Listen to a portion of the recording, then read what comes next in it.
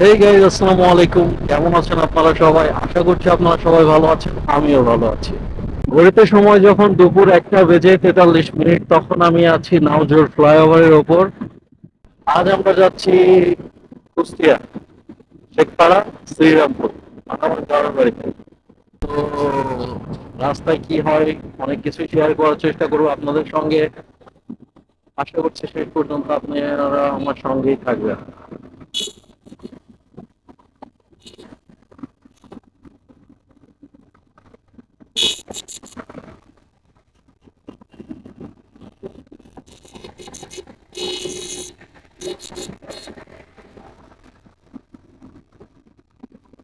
পরিবেশটা সুন্দরই আছে, সানলাইট, রৌদ্রোজ্জ্বল পরিবেশ। কিন্তু একটা সমস্যা হচ্ছে গরমের পরিমাণটা অনেক বেশি। ঈদের পরে যে গরমটা ছাড়ছিল না, আমার মনে হচ্ছে আবার সেই ধরনের গরমই আসতে যাচ্ছে। ফিল পাচ্ছে এরকম একটা। সারা জীবন বই তো পড়ছি যে বাংলাদেশ নাতিশীতোষ্ণ অঞ্চল, এখানে শীতও খুব বেশি নাই, গরমও খুব বেশি নাই। হাই হাই, এই পাহাড়টা দেখছি দিন দিন আরো বড় হয়ে যাচ্ছে। মহিলার গাদির পাহাড় বন্ধুরা। তো বাংলাদেশে নাকি নাতিশীতোষ্ণ অঞ্চল, গরম আর শীতের পরিমাণ নাকি সেম সেম। কিন্তু বইয়ের কথাগুলো দিনে দিনে ভুল প্রমাণিত হচ্ছে, মানে ওয়েদার চেঞ্জ হয়ে যাচ্ছে এরকম লাগতেছে। কেননা এখন গরমটাই বেশি পড়ে, ঠান্ডাটা আর দেখা যায় না।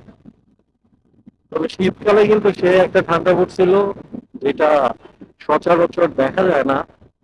কিন্তু মানে গরমের পরিমাণটা অনেক বেশি। ওয়েদারটা এলোমেলো হয়ে যাচ্ছে এখন, ওয়েদারটা অনেক বেশি এলোমেলো হয়ে যাচ্ছে। কখন গরম পড়ে কখন শীত পড়ে কিছুই বোঝা যায় না। গরমের সময় গরম অনেক বেশি, শীতের সময় শীত অনেক বেশি। নাতিশীতোষ্ণ কথাটা বাংলাদেশের সঙ্গে এখন যায় না, আমি যেটা ফিল করি। দেখেন বন্ধুরা, ট্রাকটা দেখেন, কি পরিমাণ কালো ধোঁয়া ছাড়তেছে। এইগুলো নাকি ফিটনেস নিয়ে বাংলাদেশের রাস্তায় ঘুরে বেড়ায়।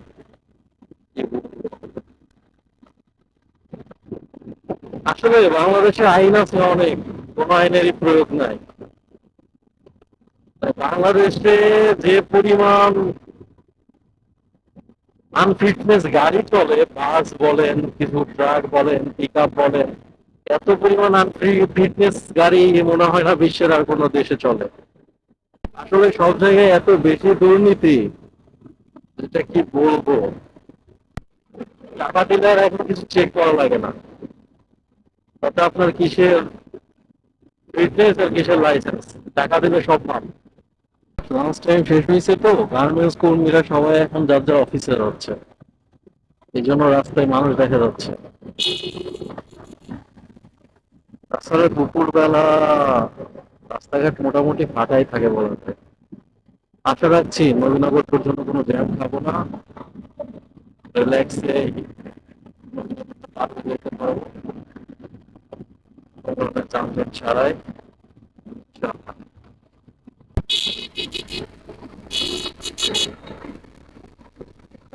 কেমনে পার হয়ে এরা, ওই দেখেন ছাতা উল্টে গেছে। বাসায় থাকতে আরো বেশি গরম লাগতেছিল, এখন রাস্তায় এসে বাইক চালানোর পর কিছুক্ষণ যখন রাইড করতেছি, তখন কিছুটা ঠান্ডা লাগতেছে। মানে ঠান্ডা বলতে শীত না, ঠান্ডা বলতে কিছুটা ভালো লাগতেছে, গরমটা একটু কম লাগতেছে আর কি। যতবার যাই ততবার এই মসজিদটি দেখে আমার মনটা ভরে হয়ে যায়। এই মসজিদের সামনে ডান সাইড একটা আছে,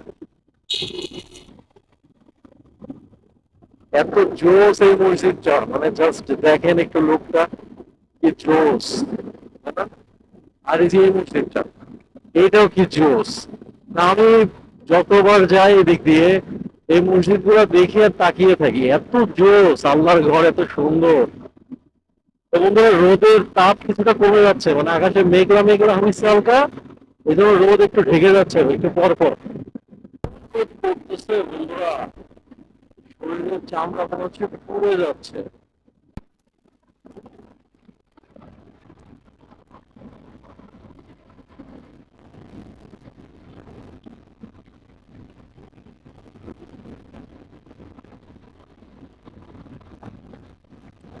খুবই কষ্ট হচ্ছে গরমে।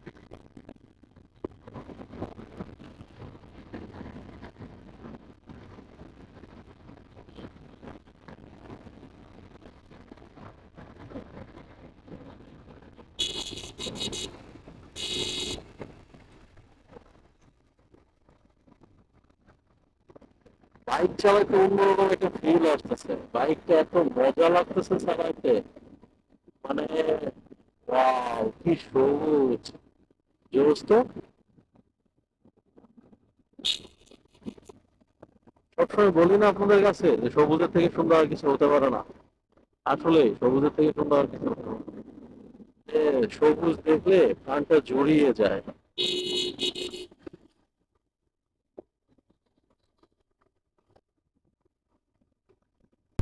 তবে যেটা বলছিলাম বন্ধুরা, মানে বাইক চালাতে সেই মজা লাগতেছে, বাইকটা এত মানে ফ্রি লাগতেছে, জাস্ট থ্রটল প্রেস করতে বাকি বাইকটা মানে এমন ভাগতেছে, অনেক স্মুথ লাগতেছে। একটা কথা ঠিকই বলে মেকানিকরা বা কিছু কিছু মানে এক্সপিরিয়েন্স যারা বাইক সম্পর্কে, তারা একটা কথা বলে যে একটা বাইকের সব থেকে বড় মানে আসল যে মজাটা, ইঞ্জিনের যে স্মুথনেস, যে মানে সব মিলায় একটা প্যাকেজ যে মজাটা, এটা ফিল করা যায় বাইকটা যখন 10,000 কিলোমিটারের পর রানিং চলা শুরু করে তখন। 10,000 কিলোমিটার চালানোর পর থেকে আপনার বাইকটা আসল মজাটা পাইতে শুরু করবেন। এটা 20 থেকে 25,000 পর্যন্ত একদম পারফেক্টলি এর মজাটা থাকে। সেই আমার বাইকটা এখন 13,000 কিলোমিটার রানিং, 13,000 চলছে। তো আমি সেই ফিলটা পাচ্ছি এখন, যে মানে বাইকটা এত স্মুথ লাগতেছে, নতুন অবস্থাতে এরকম লাগে না। নতুন অবস্থাতে বাইক কখনো এত স্মুথ থাকে না, চালাইতে চালাইতে স্মুথ হয়, তা সেই স্মুথ লাগতেছে, অনেক মজা লাগতেছে এক্ষেত্রে। হাইওয়ে পারফরমেন্স যথেষ্ট ভালো। না, আমি সবসময় একটা কথা বলি, মানে এই বাইকে যে কোনো কমতি থাকে, সেটা হচ্ছে সব থেকে বড় কমতি হচ্ছে এয়ার এয়ার কুলিং সিস্টেম, মানে বাইকটাতে লিকুইড কুলিং সিস্টেম নাই। যদি লিকুইড কুলিং সিস্টেম থাকতো আর যদি 6 স্পিড গিয়ার বক্স থাকতো, মানে হাইওয়েতে এই বাইকটাতে আপনি 6 স্পিড গিয়ার বক্স খুব বেশি মিস করবেন, খুব বেশি, খুব ফিল করবেন আপনি যে 6 স্পিড গিয়ার বক্সটা থাকলে বাইকটা মানে একটা পরিপূর্ণ প্যাকেজ, পরিপূর্ণ হইতে পারতো। তো লিকুইড কুলিং সিস্টেম আর 6 স্পিড গিয়ার বক্স, এই দুইটা জিনিস যদি দিত, একদম মানে সোনায় সোহাগা, মানে হিন্দিতে একটা কথা আছে না, সোনাতে সোহাগা, একদম ওই ব্যাপারটা হয়ে যেত। এই জন্য মানে আমি সুজুকিকে অনুরোধ করবো তারা যেন পরবর্তী আপডেট মডেলে অবশ্যই এয়ার কুলিং এর জায়গায় liquid cooling system and 6 speed gear box সহ বাইকটা বাজারে লঞ্চ করে। বিশ্বাস করেন এর যে লুকস, এই লুকসের সঙ্গে যদি ওই দুইটা ফিচার আসে, তাইলে মানে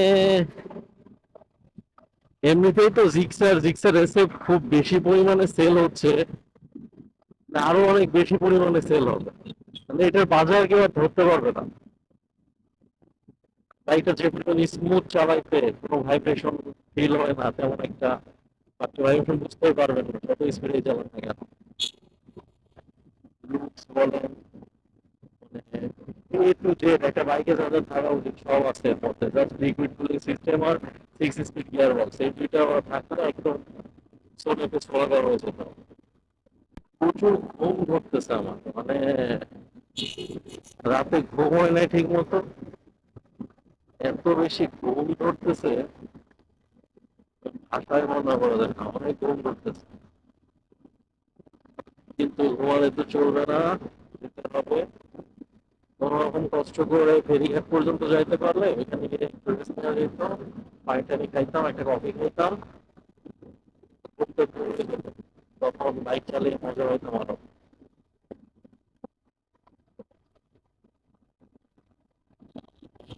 আসলে আমাদের দেশে যে অস্বাভাবিক গরম পড়া শুরু হয়েছে, এটার পেছনে অন্যতম কারণ আমার কাছে মনে হয় মানে গাছপালার সংখ্যা কমে যাওয়া। এখন তো মানুষ গাছপালা কেটে কেটে মানে ঘর বাড়ি তৈরি করতেছে, বন উজাড় করে দিচ্ছে। সব মিলায় এমন একটা পরিবেশ, যার কারণে গরমটা অত্যধিক পরিমাণ বেড়ে গেছে, বৃষ্টির পরিমাণ কমে গেছে। আমাদের এখন অনেক অনেক গাছ লাগানো উচিত। অনেক অনেক গাছ লাগালে আমাদের পরিবেশটা হয়তো আগের জায়গায় আনা সম্ভব হইতো। দেখেন নদীতে কিচ্ছু নাই, একদম শুকায় মাটি খরখর করতেছে। নদীতে নদীর পানিগুলো আর কিছু নাই, বা ওই পুকুরটা সুন্দর তো, গোসল করতে ইচ্ছা করতেছে।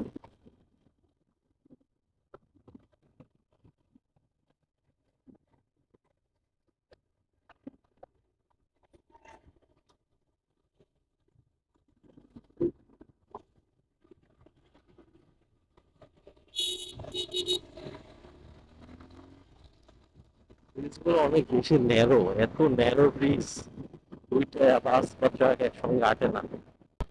এই ভিউটা জোস লাগে, মানে দুই সাইড থেকে গাছ গিয়ে একটা একটার সঙ্গে লেগে গেছে, মানে জোস লাগে ভিউটা, জোস। আমাদের এলাকাতে এইগুলারও বেশি দেখা যায়, ঝিনাইদহ, কুষ্টিয়া, যশোর, মাগুরা, অনেক বেশি দেখা যায় এগুলা। অনেক সুন্দর।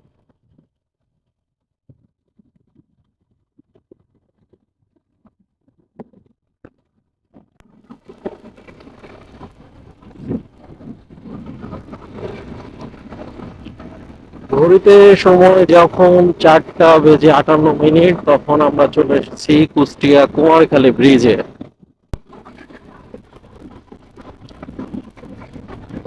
নদী কত শুকায় গেছে দেখছেন বন্ধুরা? দেখেন জাস্ট জল পড়ে গেছে একদম। এই সাইডে দেখেন,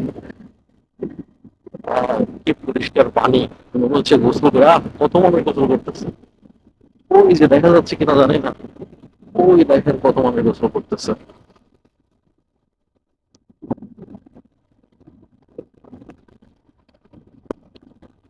4টা 58 মিনিটে চলে আসলাম কুমারখালী ব্রিজে।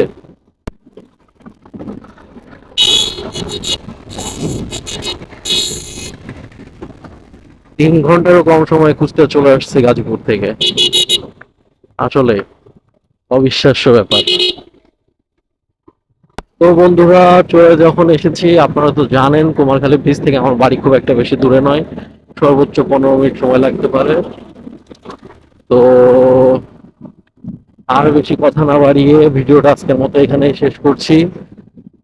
যদি ভিডিওটির কোনো অংশ আপনাদের ভালো লেগে থাকে তাহলে অবশ্যই কমেন্ট করে জানাতে ভুলবেন না।